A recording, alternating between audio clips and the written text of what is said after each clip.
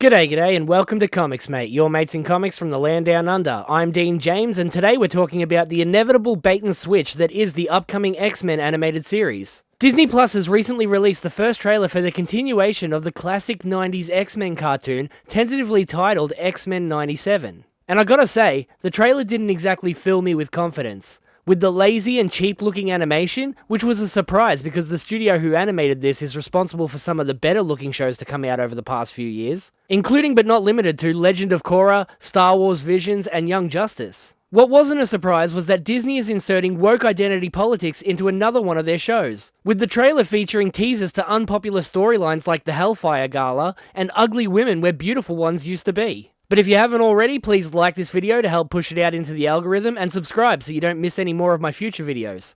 Now let's jump right into this. From Fandom Pulse, X-Men 97 is DOA with fans outraged by non-binary morph and removal of feminine assets. And if you don't like my politics, don't buy my book.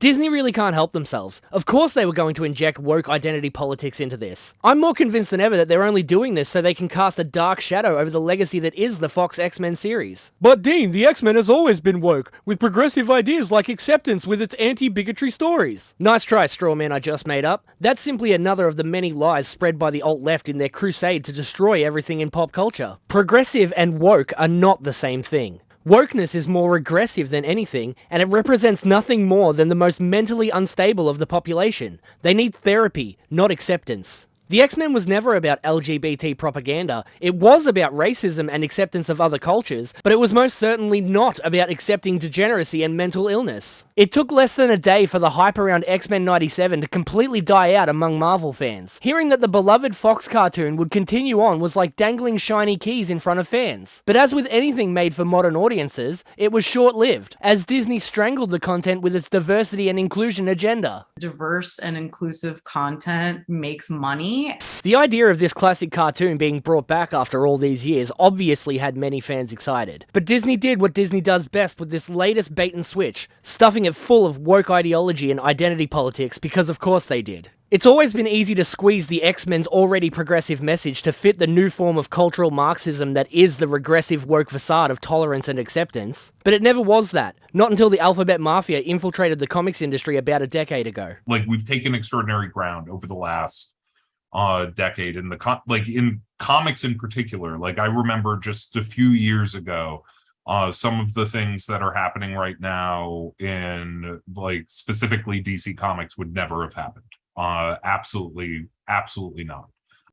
That's the biggest thing that I want moving forward is just I want to make sure we keep the ground we've taken. Diverse and inclusive content makes money. The directors of X-Men 97 decided to massively tone down the femininity of Rogue, who had been a bombshell in the original cartoon. Now they've given her an extremely flat rear end, as well as the uni-boob, which has become one of the most common woke-drawn female body types meant to make women appear more androgynous. Making women androgynous and emasculating men is always a telltale sign of woke corruption. It is clear in everything these political lunatics touch, and is always the first thing to be changed once they're put into a position of power. All it does is turn real women off of their product, and make men wonder why they hate women so much that they would want to turn them into something they're not. Men. Being an insanely beautiful woman is as much a part of Rogue's character as her actual powers are. It was a major factor in the tragedy that is her power set in the first place, because not only does she want to touch someone, but many men throughout her life have wanted to touch her too, and it cost them their lives. You can't honestly look me in the eyes and tell me this is the same person.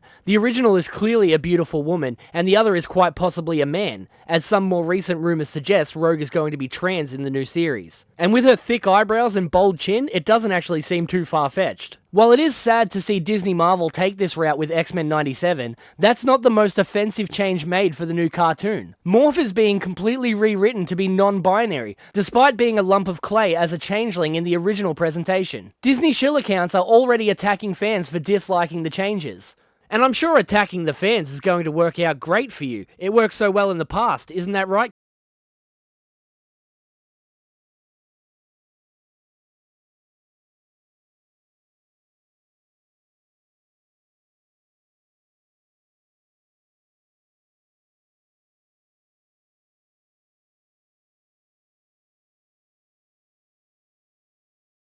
Be numbers that would get you canceled are now like, no, that's a hit.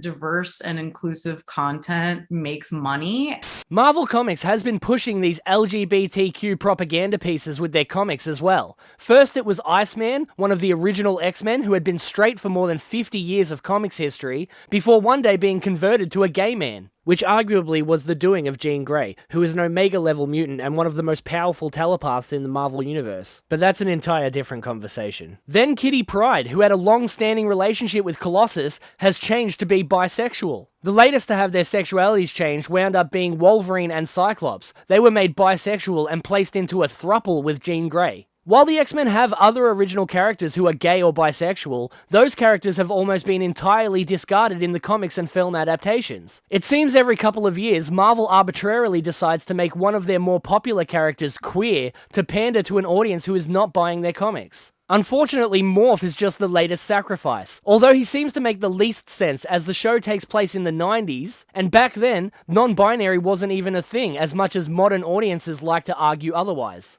Non-binary isn't a thing now. It's not like being gay or straight, it's next-level narcissism at best, and an actual mental illness at worst. But it's no wonder all this crap is being forced into Disney's latest animation attempt, when they hire people like this Charlie Feldman person as a writer and supervising producer on the series. She's a great example of who I'm talking about when I say the industry is full of activists masquerading as creatives. It only took me a few minutes to look through her X account and find multiple examples of her losing her mind over extremely political topics, never tweeting about Marvel, DC, or superheroes at all until recently. Just the ramblings of a lunatic with Trump derangement syndrome who has been driven insane by American politics, which, just like I mentioned in my last video, isn't something anybody outside of the US gives a crap about. But seeing as you're so dead set on spreading fake news, Charlie, here's a compilation of Trump doing exactly what you claim he hasn't done.